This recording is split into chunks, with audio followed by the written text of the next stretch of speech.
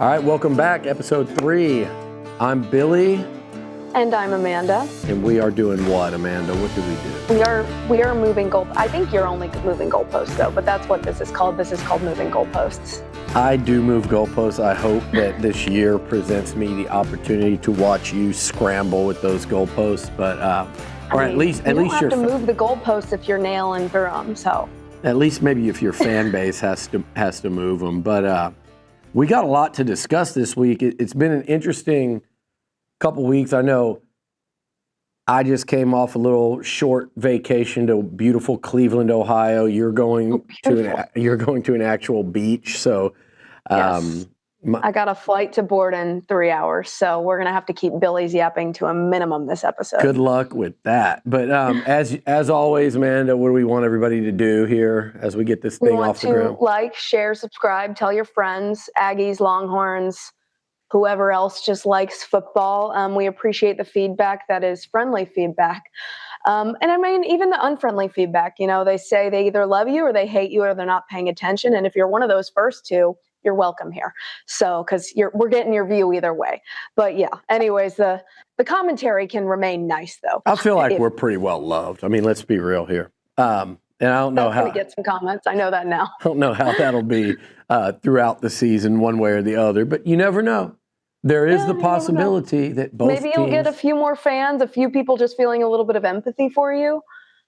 I don't want your empathy. That is my goal of this fall, is to not have you or any of the listeners and people watching go, damn, I feel bad. Because that will mean that has been a bad season for the Aggies and a great season.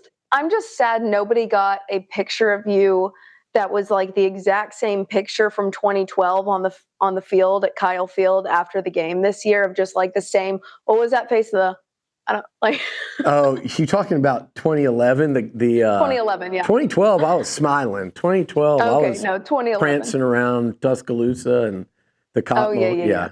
I confuse it because that was the year I graduated high school. So the game was in 2011. I graduated 2012. But so 2011, you were in high school watching the Longhorns win that game, going, "Wow, look at that guy crying on the sideline, screaming."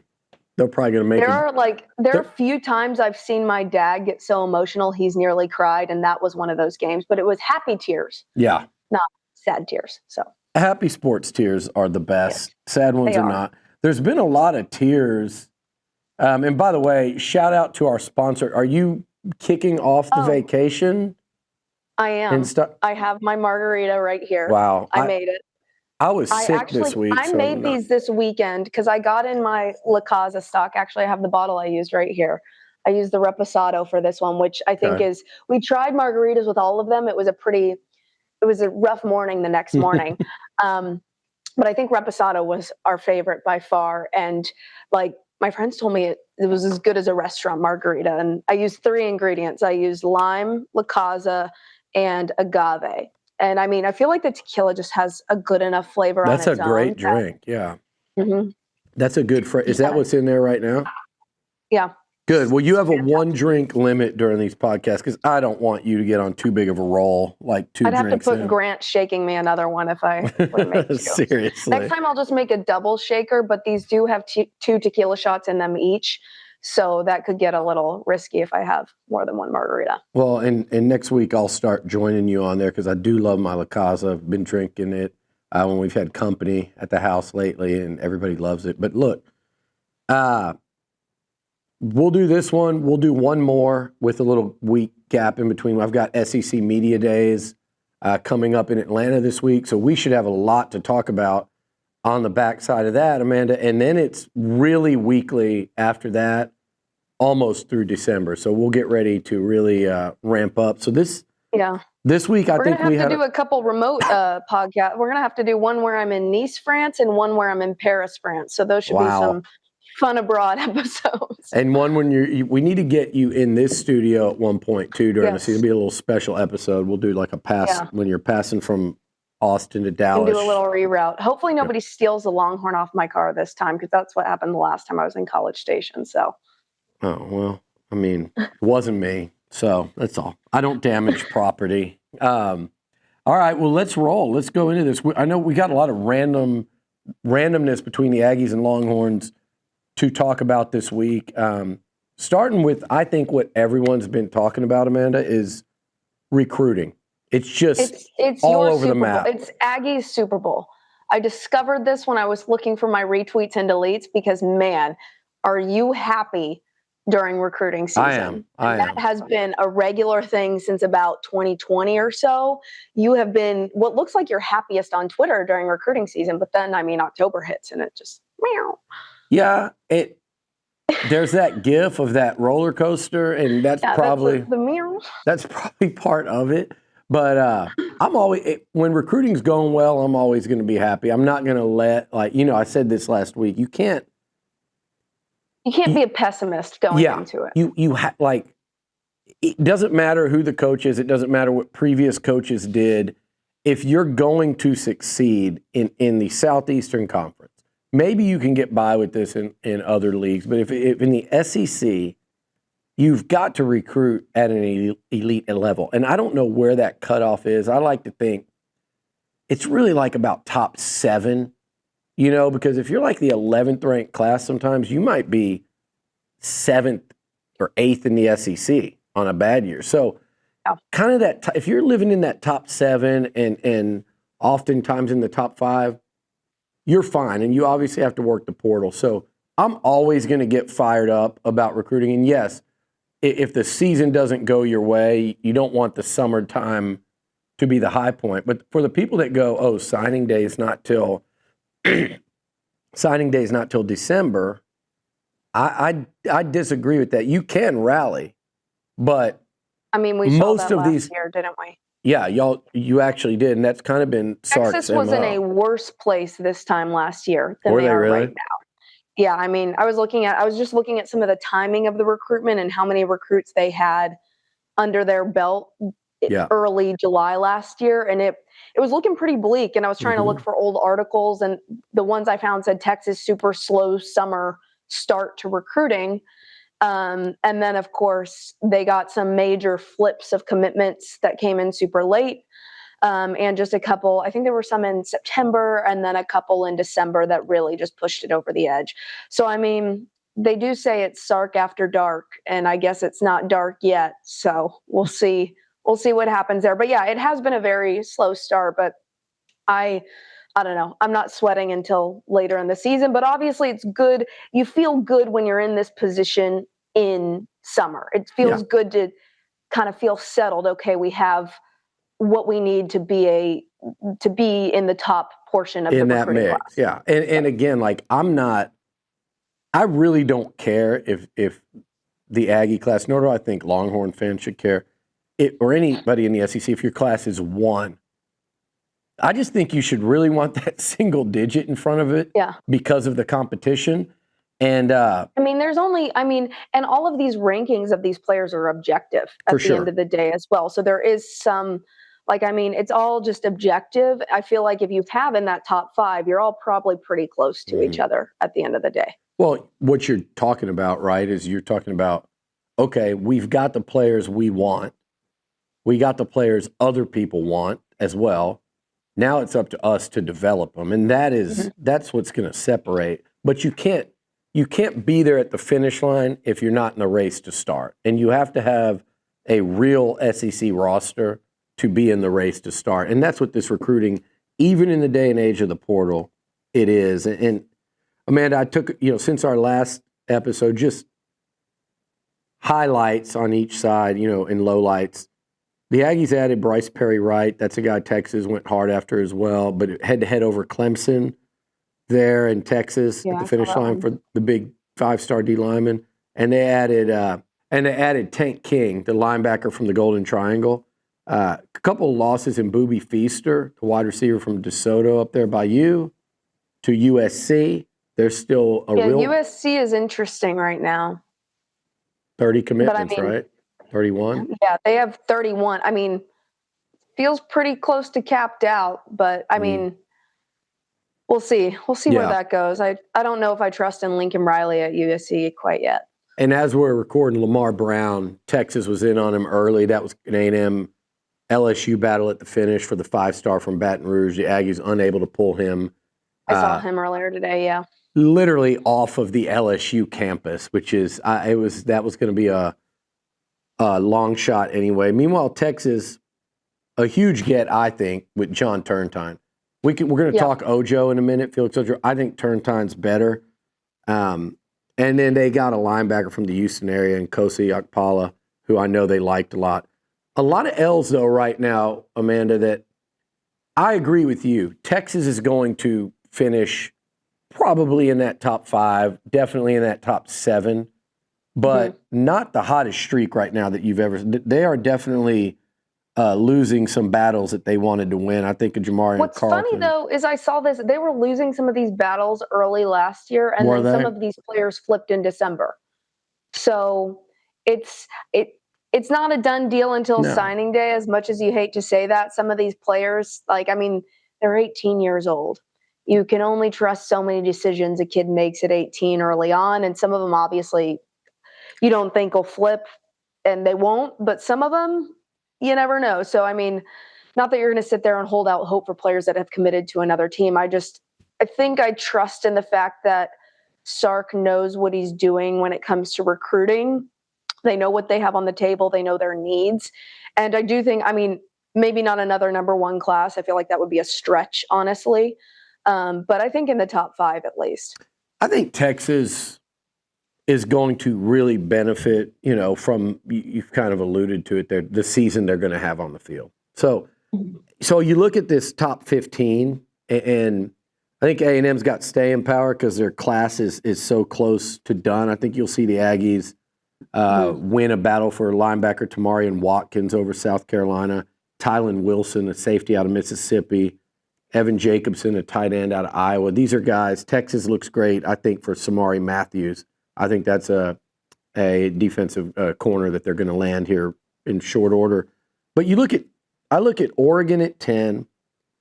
I trust Tennessee to recruit because of how they spend and just how big everything is there in Knoxville during the season. And Texas at number 14. Those 3 teams I fully expect to surge into that top 10 before it's all said and done. Yeah. But the Texas Tech conversation, so Texas Tech is, regardless of the Ojo situation, they're still sitting pretty low. They're at 27, but they're throwing money at this thing now. And I do think it's funny. We saw it with softball, the conversation of people suddenly having an issue with a cap on NIL when Texas Tech is throwing their money around. Yeah. So that's interesting to me. Also, it's an interesting decision for a 5-star player to go to a team like Texas Tech because, yes, they could pay him out, but what team couldn't pay him out in a comparable way for his talent? And where has it been proven that there is the developmental aspect at Texas Tech yet? I agree with that. And I have no problem with what Tech's doing, what Cody Campbell's doing. Do what you got to do to get your team to the top. I understand. I agree. But at the same time, from a player perspective, it's just interesting to me, especially, have you been to Lubbock, Texas? It's been a minute, but I've been more than once. I think I said it on an earlier podcast episode. That is the first time I've ever seen a tumbleweed, and it was the size of my Honda Civic. So not exactly, they don't have the pull locationally. And when every place is giving you money, every place is giving you the cool locker rooms and the cool stadium and the fancy cars and the goats.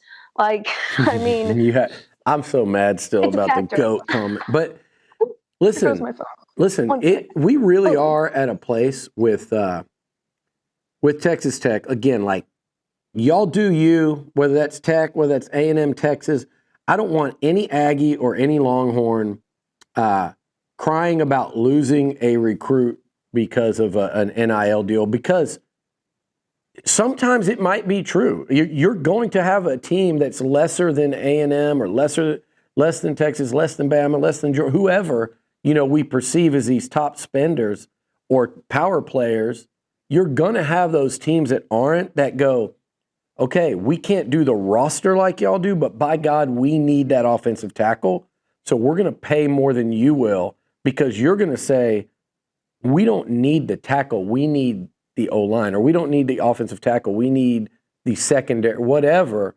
You place your priorities in different places. So yes, you are going to lose guys sometimes because of money, no matter how high up the chain you are, but don't complain about it because you're going to win a ton of battles because you have that cash, because you have that money. So what Tech's doing is at the end of the day, that's what everybody's talking about, but Texas Tech has 1 5-star commitment, 2 4-star commitments, and the rest are 3 stars. Whereas, let's look at A&M. A&M has 1 5-star, 24 stars, and 7 3-stars. Yeah. So really, how far is the difference between that 5-star and a well-developed 4-star? Question. This is my problem, not my problem, but this is what I would ask Texas Tech and Joey McGuire, who, by the way, I think the underlying storyline here, and I am fascinated with the Big 12. I enjoy new look Big 12 football. I enjoy like the race. I think it's highly competitive. I think it's an enjoyable style of football they play. Yeah, just had to get fun when just all it took was Texas and OU getting out of there. Yeah, I mean, we could have left OU there. But, it opened it up. But I'm looking at it and I'm going, if I'm Tech, is the path to just sign a few of these highly, highly rated guys and that's it? Or for the price that we saw with Ojo, and it's not $5 million, as it turns out, it's looking like it's $750 a year, which is still a ton, but it's more reasonable in today's. More than I had in college, that's for sure. As my centenary D3 soccer career didn't really pay all that much. Centenary soccer wasn't paying you. Games. I was in the days in college where my roommates that were playing football at the time were getting like a $600 scholarship check per semester for everything. Mine was $0 because it was D3. And I did look into it. My college, the D3 athletes, they actually rake in money now because it's in such a small town that like local businesses want to come out and support the team. I'm like, good for you. That's the cool side of it. Yeah, because I mean, D3 athletes, they also can't get scholarships. So this gives them a way to earn money while dedicating so much time without getting paid for playing sports. So my final take on this with Tech, my only not qualm, but if I don't think the Aggies do this, I don't think Elko does this, I don't think Texas does this, I don't think Sark does this, I don't think Georgia's doing it, I don't think Bama or Ohio State. Could you not? Is the pop and all the headlines and all the attention and all that you get for beating the Texas Longhorns in the state for a 5-star #1 player in the country, ranking-wise anyway, at his position, is all of that pop worth more than, say, getting 2 can't-miss offensive linemen in your eyes and the stuff for the price of 1, or maybe even getting 3 players that you feel really good about for the price of 1? And let's say you go get a second 5-star. Can you get 5 players for the price of 2 that you really believe are good? My answer, I believe that answer is yes. And so that's where, over time, it's going to be interesting. And I think it's putting Joey McGuire in a win this year, or, man, those same people that are buying you the players are going to be the ones showing you the door. Yeah, it's interesting to me because, like, it's one player at the end of the day.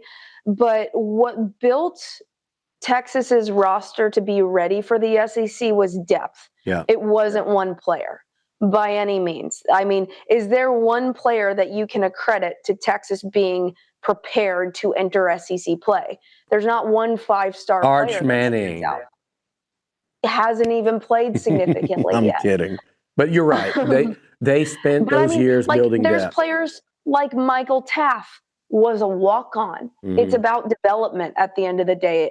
If you can develop a walk-on to be an award-winning player at the end of the season, that's what I think builds a football team that competes for college football playoffs. No question. Speaking of depth and the SEC and program building and consistency and things like that, you and I had a discussion, it was last week, If people were ever really privy to our off, Wait, is this our segment titled Billy's Bias Broken Down? No, this is the blue blood combo for now. Oh, okay. And then comes, I skipped ahead. Yeah. Now y'all have a tease as to what's to come. Yeah, but that one was a rough one. But the combos we have the about blue blood combo was good to lead into the Billy's Bias. Because you probably know where I'm going. So we were talking this Texas, a blue blood, and that's come up many times. And before we do this, I'm going to say this. Anybody listening, but we're not saying A&M is. This is a discussion right now. Who are the blue bloods in college football? Glad you put out that disclosure because you were about to get wrecked. No, I don't. You can say what you're going to say. I know, and I'm ready. But I've actually prepared for this. It's always a moving target with blue bloods, right? It's not like crowning goalposts, as one would say. Exactly. It's not like crowning a national champion, right? Let's talk about it. It's an interesting list. And you tell me if you think. Are you looking at your list or somebody else's Mine. list? So I'm open to look at a list. Do you have a list in front of you? I do have. Okay, this one's from On3. I have one pulled up from ESPN. Let me find it. Let's cross-reference the list, and I'll tell you, since I did do a little. I mean, I'm looking at a list based on stats over time because as a journalist, I work in facts, not vibes. And facts, not fantasy. Yes. Vibes, yeah. I'm a big vibe guy. Okay, I found my list. Okay. And it's from 2024, so it's updated. Perfect. What's your definition? What's your definition of? Well, I pulled up the official definition. Oh, okay. Even better. In college football, the term blue bloods generally refers to a select group of programs with a long and storied history of success, including consistent winning records, national championships, and a strong presence in the sports tradition. Okay. While the exact list can vary slightly depending on the source, a core group of 8 teams is consistently recognized as the blue bloods of college football. And they are? Alabama. I have them. Michigan. No doubt. I have Michigan. Nebraska. They're a cusper. Questionable. Yeah, cusp. They're a cusper on the downturn. Yeah. Notre Dame. Yes. Oklahoma. I forgot about. Yes, definitely. I mean, if they continue on the trajectory they're on, they could end up being cusper. I wouldn't put them there yet. No, they had too good a run under Stoops there. They're in it for a while. And they had a good run under Riley, so I wouldn't put them there yet. Texas. Okay. Cusper. And USC. Yes. Okay, so the only one I had on there that I didn't hear you say was Ohio State. Okay. And my cusp, the ones that I think are interesting case studies are Miami and LSU. And I don't have them in there, and here's why. LSU. I mean, all the lists I've seen have them as kind of a cusper as well. Okay. So to me, LSU is 3 national titles in the last little over 20 years is really impressive, but they've had too many down years, and they weren't good. Like when I was in college, Aggie fans and Longhorn fans that watch this know, LSU sucked for about 30-something years. They were nothing before Nick Saban for a long time. Mm-hmm. And what they've done is impressive. And then Miami's the toughest one, I think, them in Nebraska, because Miami's won 5 national titles. But it was all during this one little window of time.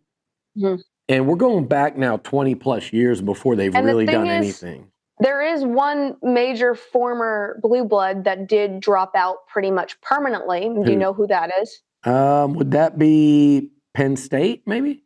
That would be the Minnesota Golden Gophers. That's two. The other half of my household. Oh, so yeah. Do you want to know how many Minnesota Golden Gopher games we've been to? None. 1. 0. You should go. He's begged to go to homecoming a few times. I'll oblige one of these years if it's on a good weekend. They're good in hockey, though. I know he'll tell you that. He did go to the Frozen Four a couple years ago, which I was kind of jealous. That's probably badass, actually. Yeah, that's probably incredible. Yeah, but anyways, I think and it's obvious why Minnesota fell off. They fell off hard. They have not been relevant in a very, very long time. And Clemson hasn't been relevant in long enough. It's a one coach thing. Georgia, not yet. They're trying to get there. I feel like Georgia is probably the one. Georgia and Ohio State for me are kind of the two that would get there most quickly. I would put Ohio State in. I think Texas, here's my take on your Longhorns on this. I would put up a much bigger fight if Vince Young had not weaved his way through that USC defense on that final touchdown to give them because to go almost 60 years without a national title, I think you're off.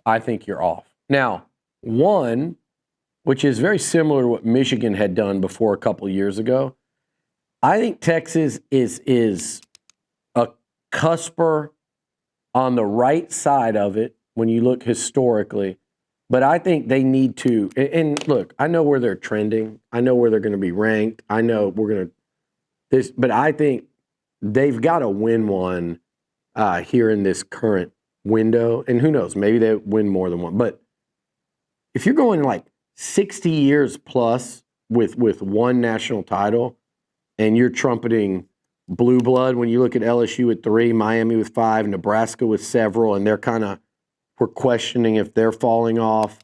Like Texas is the team on that list to me that they need to go claim one, and they need to do it soon. Okay, so do you want to guess? So I'm looking at a composite score here based on a bunch of different metrics. So we have win total just overall. Yeah. AP poll. Okay. Number 1 rankings, national championships, bowl wins, college football playoff wins. The list goes, Heisman's, the list goes on. Okay. So the composite ranking, and this is an updated college football blue blood based on these composite rankings that take everything into account. Yeah. And in order, we have Ohio State, Notre Dame, Alabama, Michigan, OU, USC, Texas, and Nebraska. Okay. And I think Nebraska will no longer be there after next year. This was updated last year. So Ohio State was on, so that makes more sense. Yes. Okay. And we have Georgia. This is just the one I was looking at previously was just like who is known as the 8 blue bloods of college football, who has been known for the longest time. But if you're actually looking at the metrics of just all of these different factors put into account, these are the rankings. And from what it looks like Nebraska next year will most likely drop out of this. Penn State and Georgia will take a leap forward and most likely be closer to being in it. And I could see Texas also surpassing USC and OU should everything continue on the trajectory it's going. Yeah, OU's got, in my opinion, a Brent Venables problem until proven otherwise. So, yes. No, listen, we don't really disagree then because I think, I totally agree with that metric without even crunching and studying those numbers. You could have asked me to rank them out, and it would have been it was very similar to what I said. I mean, I'm not going to sit here and tell you that Texas should be number 2 in the blue bloods because I went to college in the Charlie Strong era. Yeah. So, yeah. I mean, I grew up as a child thinking Texas did not lose football games. That was just a thing in my brain. I just didn't think we lost football games. And then I went to college, and thank you. Interesting conversation to have for next week. Let me propose this question, and we can talk about it next week. If you were to pick 5 programs that could be the new bloods, we'll call them, not the blue bloods, the new bloods, that could be, if you were to, let's just say pick 3, not 5. Oh, 3. Do you want to know where A&M was ranked on that list first? Not really. I mean, it's not bad. Okay, it's not as bad as you think it is. Where it's 17th but that's right below schools like Miami, Clemson, Auburn, Florida. It's all pretty close to some schools that could be easy to surpass. So, yeah, the A&M, Auburn, Florida. It's been really interesting. If you really want to be like an SEC, since A&M went in, and you kind of break down, those are the teams that I would put the kind of the most in that level with the Aggies, and maybe even Ole Miss, who people will go, well, Lane Kiffin. That's been more recent.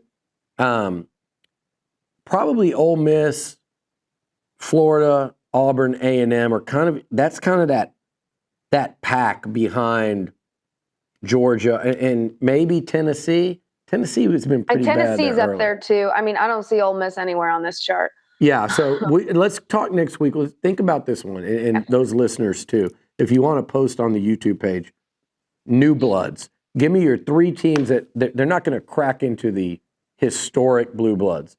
But if we're saying who are the Blue Bloods the next 5 years, give me your 8.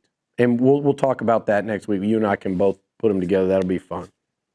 All right. I think it's time to move on to Billy's bias. I'm actually which I did not you show. didn't showcase it too much there. I didn't make you give your solidified ranking, so we'll just ignore the facts that we all know that you gave on that show. Which ones? That you left Texas out of the Blue Bloods. Oh, yeah, I did. I didn't know, though, that we were talking 8. I didn't know that there was a hard 8. I just meant I thought Texas. I think it's been pretty much a hard 8. I just think Texas is on the verge of falling out. There's my bias. See, the way you phrase that is a problem. The way you could have said they're on the verge of falling out in 2016, 2017. More likely to climb. You're right. Now it's on the cusp, looking like they're going to recover. Yeah, that makes sense. So, that's good. That's fair. And there it was. That was the bias. That was the bias.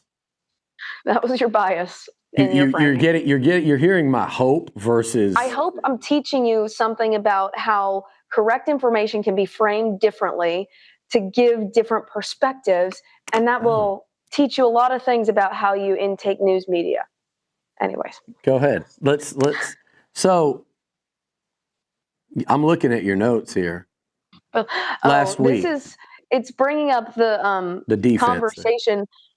I sent, Billy said something, he tweeted something last week, and it set me off just a little bit. There's few things that you say that really just like irk me. I'm kind of proud of that. Especially after the conversation we had on the podcast, it's just, if you ever think you're just beating something and it's like beating a dead horse, that is what this entire conversation was. And so I just finally decided 4th of July fireworks. What did you call it? What did you say I did? I unleashed? Yeah, I don't know unloaded. It was just like. Okay. So essentially, this is a section, Billy's bias broken down. So Billy was standing on his take that he made last week of putting Texas's defense in the top 10 to 15 headed into the season ranked. And I also have a retweet or delete related to this as well. Okay. So should I just read the message I sent you? No, that was too. Just summarize it. Summarize. It was like this long. It was like that long. Summarize. Okay, I did like just the cliff screenshot notes. the message. Yeah, okay, the cliff notes. Okay, your issue with Texas is you constantly seek to be critical first as opposed to giving credit where it's due, which is where the two of us differ in these conversations. I used to be on TV for a living. I used to be forced to be biased and give teams that I didn't really want to give much credit. You can't be the news person trashing the local team. Yeah. You know how quickly I would have been just pitchforked off air if I was just sitting there trashing Tech when I was giving the highlights at the end of the day. Why did Ojo come here? Yeah, why would you come here? Exactly. Okay, so you refuse to look beyond the actual facts of the returners and additions and just seek optimism and positive speculation on other teams that don't bring as much or have as much staff continuity.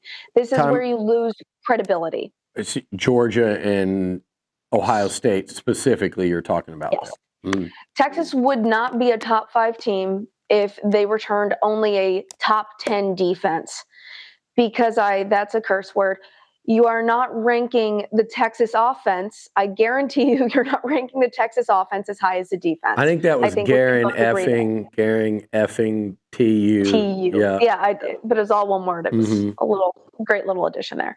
But is that true? You're not going to rank the Texas offense as high as the Texas defense headed into this season because of the unknowns we have addressed. Namely the O-line and receiver. So if you have a offense that's in the back half of the 15 and a defense you're only putting in the top 10 to 15, where's the top 5 team? Yeah. No, that was your good point. That was, it doesn't add up. The two don't add up. And so then I went on to say, so based on this piss-ass defensive evaluation of yours, it seems like you just want clicks and rage bait engagement, honestly. Combined with your likely offensive valuation, that would put Texas in the preseason rankings of about 15 or so, which you know is so false. Defense is the single reason Texas was so successful last year. Not the single reason, but the prime reason. Yeah. If that defense wasn't there, there would have been a couple more games that were lost. And I think Kyle Field could have been one of those games.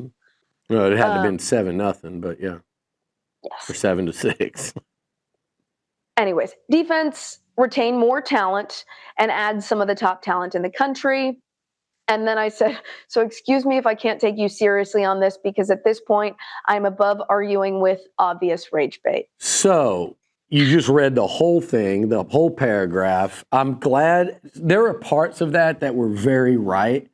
I think most notably, but here's the thing. I had already come down. I guess the part you're not going to agree with is that it was rage bait. But it did seem like you just wanted to stand on a take that you already admitted was wrong. Stubborn, perhaps. Hard-headed. You admitted it was wrong, yet you're sitting here, I'm going to stand on this. Yeah. What are you standing on? A bridge that's falling? That doesn't seem very smart. Amanda, you blew the bridge up with, you said something really good, with the returnees and Ohio State losing their DC. All of those things were good. So 10 to 15 is crazy. If I would have said 5 to 10 and you'd have had that reaction, I'd still say, okay, here's the one thing. And I think they're going to be really good defensively. I do. Anthony Hill and Simmons are 5 to 10, are you putting them in the top 5 nationally as a team overall? Yes, with the teams that matter. With the teams that matter. Now, if there's a Bowling Green in there or SMU, not SMU, okay, they're that's in the ACC. Just completely aside the point. I'm just talking rankings. What are you going to say if they finish 7th? And I'm going to halfway be right. Halfway. We saw how that turned out for you last year when you put them at 8 going into the preseason. Yeah, that was bad. But your point is true. If they're going to live up to the preseason hype and rankings, it's going to be off the strength of their defense. If on the flip side, if Texas A, and this is why that matchup in November is going to be so fun, if A&M is going to exceed expectations, like per their ranking, even if it's just by a game and at 9 win or be in playoff contention when they head to Austin, which to do that for them, it's going to have to be, I think, based off the offensive line and running game and what that kind of sets up for everything else. So, yeah, there are certain things that if they're going to achieve, then they're going to do it probably on this, and you're dead ass right. If Texas is going to be a legit national title contender and make a real run at it, it's going to be on the strength of that defense. I don't think there's any question. Okay, so the thing with my whole point of this is it seems that you look for every single thing in your brain to find a way where you can, like, it's like a high school bully. A person could be the perfect person, but you're going to see a hair out of place and make fun of their out of place hair. That's I feel it sounds like you were bullied. So the thing is, you were the bully. Actually, you were probably the bully. I was not the bully, unfortunately. Why do you think I'm such a hard ass these days? That's true. It's payback. That makes more sense, actually. All right. The thing is, and I wrote this down, You can still do well by the Aggies by giving credit where it's due and not undercutting your rivalry competition. Think more along the lines, and this is where these two rivalries differ, is the Texas OU rivalry versus the Texas A&M rivalry. I feel like in the Texas OU rivalry, both teams generally give credit where it's due to the other side. If OU is having a great season, I knew heading into my senior year of college that we were likely going to get stomped in Dallas heading into OU. And guess what? Somehow, by the grace of the Lord himself, we won. And we never trailed that And you carried game. Charlie Strong off in that yes, silly and then hat. off to lose to Kansas the next season. That aside. Like, it's both teams are able to give credit, even when one is obviously disproportionately poor. I knew headed into that season, OU is a way better team for every single point. But the thing is, if you want this to look more like a Texas OU rivalry as far as back and forth every season, it might be beneficial to you to give the credit where it's due to the other side. Agree, disagree. The disagree is going to come. I think the reason that is that way is because of what we just talked about in the prior segment. The 2 of the 8 listed blue bloods there. I think there's just been too much of a history of them beating up on each other. Whereas the A&M Texas. Yeah, and then the Texas A&M rivalry is like what, 76 to 30 something at this point. Well, and look, this whole thing of this, random cutoff date that everyone chooses, but I know there's no random cutoff date. That's just all of the games. I'm not. This is where we're not going to. I'm not going down that road with you. Not on this. Not live on air. We can debate that, and you can reread a text. I can regroup. We're not doing that one now. You triggered Billy, guys. But I am. You're right. But here's the thing. For about the last 50 years, it has been with A&M and Texas very up and down. There's been streaks. There's the Mac Brown era streaks. There was the Jackie RC streaks. There was the 10, 12 years they didn't play. It's been real streaky the last 50. Historically, Texas is 2-1 in the rivalry, no question. But it's not like OU Texas where they really have exchanged, being powerhouses in their respective conferences. And nationally, you go back all the way to the, the 60s and 70s.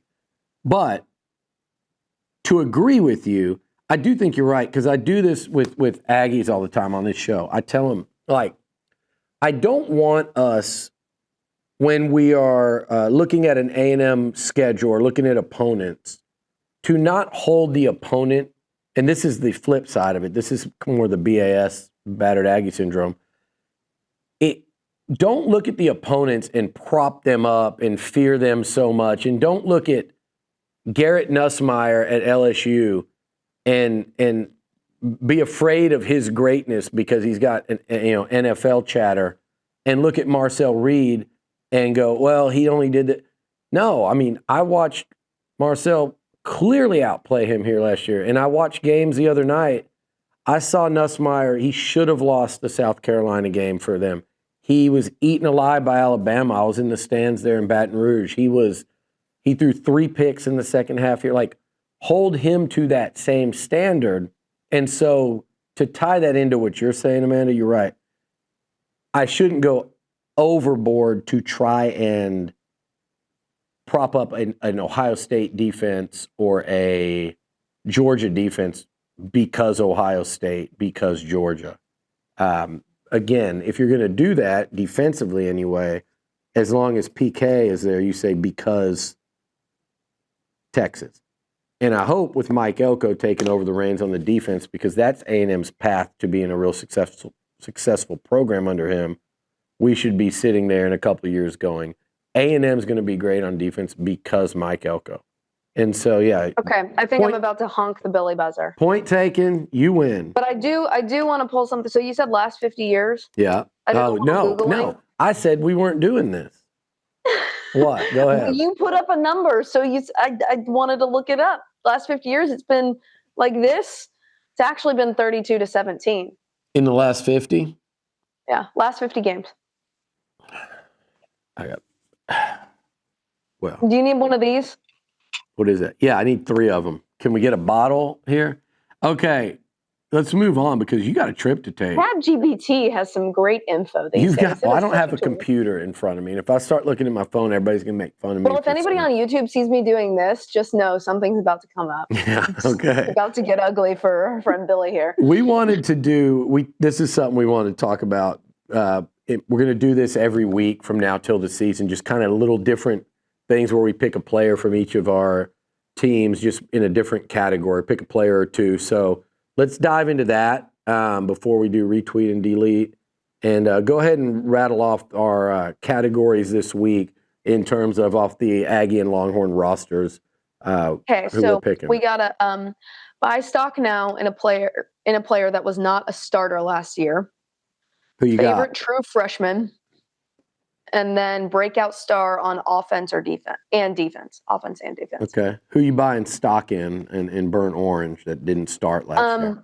I won't say the obvious choice of Arch Manning that everybody would say, but obviously I'm bought in on Archie boy.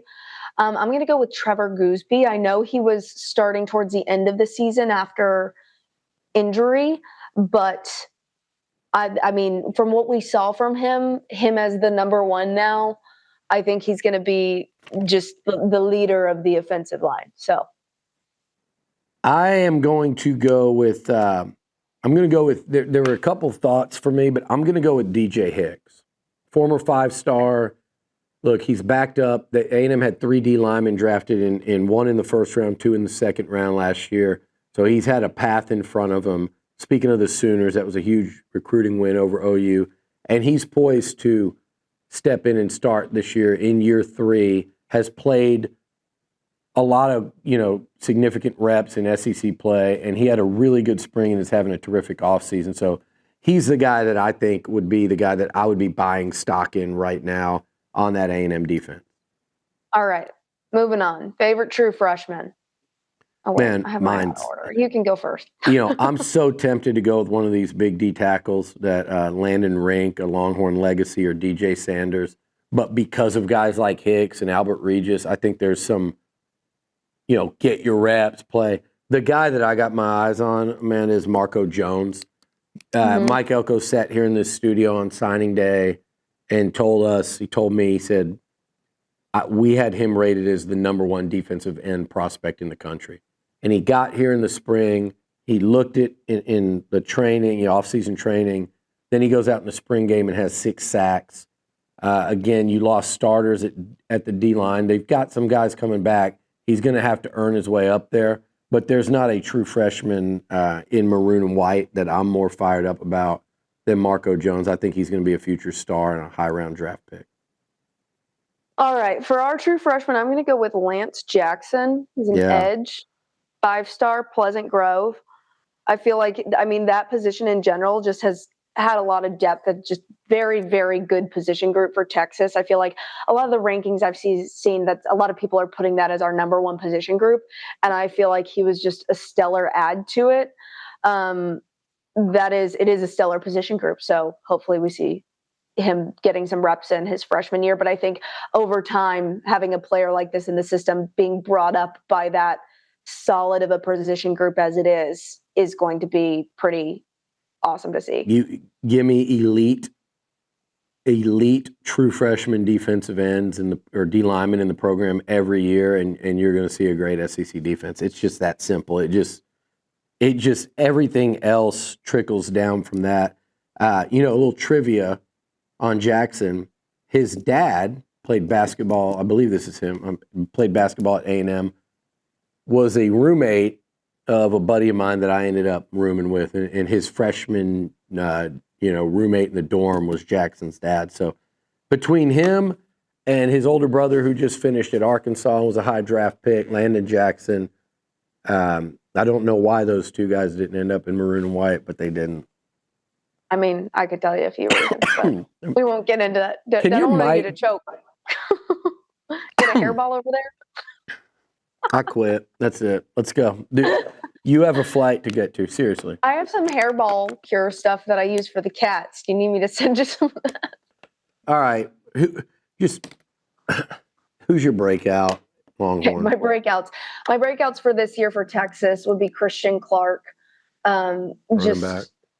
Struggled last year, obviously, with the injury. He was one of our running back room in general last year was just demolished before the season even started, which just unfortunate. You never want to see players injured, and that's, I mean, I don't know, from any scope, but even with A&M, when I see players injured at A&M, I'm very disappointed because you want to play a team when they're at their best. Yeah. But yeah, so seeing him coming back healthy, I feel like the running room is going to look a lot different for Texas this year, especially just seeing how Wisner stepped up last year. Now you're adding Christian Clark, you're adding back in CJ Baxter. That's going to be a whole lot different than it was last season. So, like, I mean, last year I feel like you could have said passing was more of a strength than running for Texas, and this year you have Arch Manning, which some will say is a better passer than Quinn Ewers, which is to be seen. But you also have these running backs that are tools as well as a more mobile quarterback. So the balls are all there. We'll have to see how it plays out, but I think he could really be a standout this year. As far as defense goes, Jelani McDonald, saw him start in a couple games last year, having to step into a role that was vacated on the defense. So I feel like he could really play a significant impact going forward, especially, I mean, he's a junior being brought up in this defensive system. It's almost like it's time. It's time to have that breakout season. He flashed for sure. Like you said, like when he's in there and you take out, when they had two great safeties last year. That's a good one. Like, he's somebody that just jumped out at me, and where you're going, again, like, where'd this guy come from? Wait, who's that guy? Yeah, he's going to be the next guy. He's from Connolly, if you want to know where he's from. I actually did not know that. I didn't know he was a Pflugerville guy. So my breakouts for A&M, I was wrestling with the idea of Reuben Owens, but you're going to have a little bit of a stable there with a veteran, Amari Daniels, and I think Le'Veon Moss's health, and I think he's going to be back. They said they'll clear him for full contact midway through camp, and he's way ahead of schedule. He was one of the 2-3 best backs in the SEC last year when he got hurt, and it was a pretty devastating injury just in terms of their momentum offensively and just that kind of safety cushion that it provided Marcel Reed in his development. But I'm going to go. It was exciting to get back those players that were injured and out all of last year, just because there was so much anticipation leading up to last year, and then it's depressing. We both were. Excited to see from both sides of it. Excited to see what those injured players. We were killed, both of us, at running back last year at the worst time. It was Casey Concepcion, transfer from NC State. Had a terrific freshman season, and they lost a stud quarterback. The guy the next year, his numbers slipped a little bit. That was an A&M Bama battle, like a real battle. I think Miami was in there as well. A&M, in my opinion, their biggest portal win. They need an offensive skill position, wide receiver, playmaker in the worst way. And then the thing about KC that I love, Amanda, is he came out and showed it during the spring off season. Then he went out on the field with pads on and he showed it in the spring. And then and all everyone says about him is this is a guy that had he been here more than 5 minutes, he's like captain material. It's like no one practices harder, no one puts more attention to detail in their craft. And those are the things you love to hear when you got a new guy coming in that does have to learn an offense and mesh. But he's a real playmaker. I think he's actually not only going to be a breakout guy for A&M, but one of the breakout guys in the league this year. I think he was an SEC player playing in the ACC, and it's about time he came over. Okay. All right. We're wrapping that one up. We're pretty proud of you. I said no long rants in that. Look at you go. Hey, listen, the longest rant was your text. That we were like Cliff Notes, and then it was like, no, I'm enjoying this too much. I'm going to read the whole damn thing. Aries, you said I got a flight to catch soon, so we got to move on to our my favorite segment. Whoa. We got defensive breakout. Okay. Cassius Howell, defensive end. I'll keep this short and sweet. Keep it light and tight. Didn't start last year. You had Nick Scorton and Shamar Stewart going on to the NFL, but Cassius, there were many times last year where I watched him And I'm going, that's their best pass rusher. He had transferred from Bowling Green, where he led that league in sacks. And I think he's got the potential to be you talk about the Aggies and Longhorns. He and Colin Simmons and Dylan Stewart at South Carolina, I think Cassius Howell can get to the quarterback kind of at that rate when you watch him last year. And I'll challenge any one listening. Go look at Cassius's stats against their last 3 games against real teams. Auburn, Texas, and USC in the bowl game. He was a game changer down the stretch there, and that was as a backup. So that's my pick there. Retweet or delete. Let's go and send you off to Florida. No, we're going on to moral victories first. Oh, what are they? Victories first. What are our moral victories? All right, moral victories. I'll try to keep this quick, but I can't talk. See? I had that issue last episode too, and people were really mean. I tried to I had a word in my head, and then I thought of a different word. So in my brain, I just conjoined the two together and just kept on going with it. And you guys do not act like you have never done that in your life. Never. High and mighty. It's not over here. I don't know. I was on TV for years, so that happened when I was on TV as well. It's just the ADHD brain going way faster than my mouth can speak. So anyways. So what are the moral victories? Moral victories. I was just going to say recruiting season in general. I feel like all of recruiting season is just moral victories. And I mean, I'm excited when Texas gets really solid recruits. But the thing is, at the end of the day, it doesn't matter until it translates to the win column. So that is my moral victory. And I have an old tweet to go with it. Wait, before you do, let me add to that. I think the other side of that moral victory thing is the celebration that ensues in College Station when Ojo picks Tech over Texas, or Jamarian Carlton picks Baylor over Texas, the Temple defense, or when Booby Feaster went to USC instead of A&M, and the Texas fans were loving that. Like that, those are the moral victories that are even more fun, is to watch celebrate the losses. Here's the recruiting season moral victory from circa November of 2021. This is me? Yes, this is you. November of 21. Okay. This A&M class is an absolute monster, and momentum continues to build, making a real run at Bama and UGA for the #1 overall spot. Jimbo and the Aggs are now recruiting at a national title level. So, I mean, it was true. It was true. I was the #1 part. It was. They did catch Bama in Georgia. At the time, it was true, but at the end of the day, that was a big old moral victory. Yeah, it was a. I'm not saying it's a retweet or delete, because obviously at the time that was very accurate, and that is something. I mean, you can't say that wasn't accurate at the time, but at the end of the day, it is a moral victory. Here's the key. Here's where I got bit by that one, because it was accurate. They did catch Georgia. They did catch Bama. They were recruiting at national title level until we saw how the class developed, and that is the key to this whole thing for everybody. Again, like I said at the beginning of the show, you got to live in that top 5 to 7 to 8. But the more important is that's just the price of playing poker. That's the get-in cost.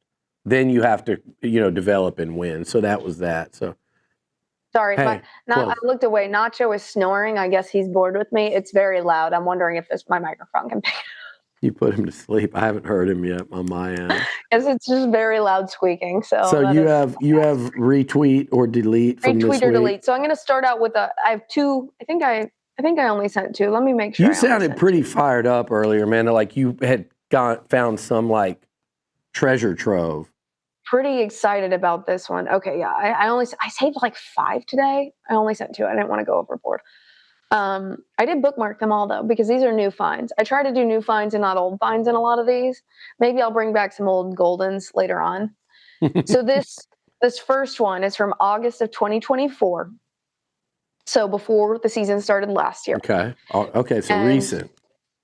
Yes. It says, all right, Texas reached the playoff mainly by navigating an inferior conference last year. Now, I want to note reached the playoff. That is how they reached the playoff. Okay.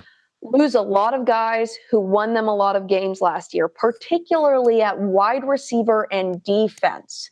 So slights to the wide receiver room and the defense. Much tougher schedule and conference this time around, but I thought our schedule sucked last year. Coach and QB still with a lot to prove. I think that very ending part, well, although I will say, I would say that ending QB still with a lot to prove. Everything else about that, I'm deleting the shit out of that tweet. I still think I'm not going to go into it because I know what you're going to say. I was going to say it was still a much easier path to get there through the Big 12, and they did get dusted by Washington. I want to emphasize much tougher schedule. Yeah, that was. What did we say? I went back and I was pretty. I did some revisions. Goalpost moving. Yeah, we moved the goalposts all over the place on that one. Listen. But the thing is also, I was going to say they had an easy path. Mainly by navigating an inferior conference, Texas reached the playoff while navigating the supposedly superior conference as well. This year. So, and they replaced the receivers and the defense, similar questions this year. I think it's particularly funny that you flagged the wide receivers and the defense, two of what ended up to be the strongest rooms. Yeah. This is. Did you do much research before that one? Yeah. I thought they lost. I was confident. Yeah. Okay. That was a bad, Amanda. That was a bad one. But let me say this. Let me defend. I do still think that getting there that first year was, far less impressive. Although what you've forgotten to mention that I'm going to say that you would find tweets by me at the end of the year saying, yeah, they should be in. You know why? Because they went into Tuscaloosa and beat Bama. Big 12, no. But when push came to shove and you're debating it at the end, one team went and won it. But this was after Texas beat Bama. This tweet was after Texas had beat Bama. An inferior conference as well as beating Alabama in Alabama with the biggest deficit on Alabama's field. I hated that day. That was. I loved it. That was A&M loss to Miami. Blew a 10-0 lead, and that was not. I was screeching off my balcony like a buffoon that day. I was so happy. Anyways, we got to move on. Go ahead. Let's hear this last one. It's not going to be better than that one. Was that the one you were talking about that you were so fired up about? No. Oh, this is. Oh, wait, let me find it. Okay. All right. So this is from June 9th of 2021. Okay.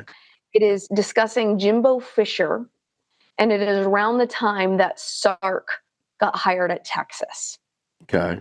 June of 21. So he was hired, 6 months earlier? On second thought, the 10-year guarantee and the $75 million commemorated the future national championship, not the plaque. I'm thinking they should engrave one for Schloss next. You made that up. You made that up. That's not a tweet. I was feeling it. A&M was coming off of. That was June of 21, so they were coming off a top 5 finish in football. And did you engrave one for sure? This is my question. No, I didn't, but I probably have. I probably was ready to print the cups, as they say. That is wild. Here's the thing. Take a peek into my mind. Commemorated the future national championship. People get mad that you pull these, but I think it's fair. I think it's fun. I think it's like, this is a good example of, as a fan. And people want to get mad. Oh, media, we're all fans. And everybody that covers Texas and A&M, they're all fans. And Bama and Georgia, especially in this conference. But that is when the fan, A&M was riding high at, 2020, top 5 finish. It's COVID season. Whatever. Top 5 finish. And then the battered Aggie syndrome hit recruiting hard. Lights out. Slosh comes in and goes to Omaha. Was it that year? No, they had just hired him. They just hired him. I was ready to just pump that tweet out. What happened to the national championship that you pre-engraved for Schloss? Is that in a dumpster somewhere in College Station or a landfill? That was one run away from presenting that trophy. I was one freaking run. One run. Tiny violin. Thank God. Hey, just as we go, because this is not. It was a great season. A&M was a great baseball team that year. I will give credit where it's due. Yeah, and you guys were a great baseball team this year until I ran into some of the one of my ran into a road runner. ran into some of the road runners at a little Italian restaurant here the other night, and I thanked them. I thanked them. Even if we get beat by the road runners, I'm gonna cheer for UTSA at the next level because I don't know. I would rather see them than just about any other team win something. I'm with you, except the season opener when the Roadrunners come in here for football. So anyway, sneaky little guy. Go enjoy your trip. That was good. I don't know where the hell you found that. I don't know what you searched. And look at you. Like you're just. This is a moral. I impressed myself. Is this a moral victory for you, or is this an actual one? Because you're just. I think this might be an actual W, and I'm gonna go sip a margarita on the beach tomorrow and just bask in it. Make it La Casa Tequila, Amanda. Have fun. Yes. She's Amanda. I'm Billy. We're moving goalposts, and we're getting closer and closer to college football season. We'll be back after SEC Media Days next week. Thanks for listening.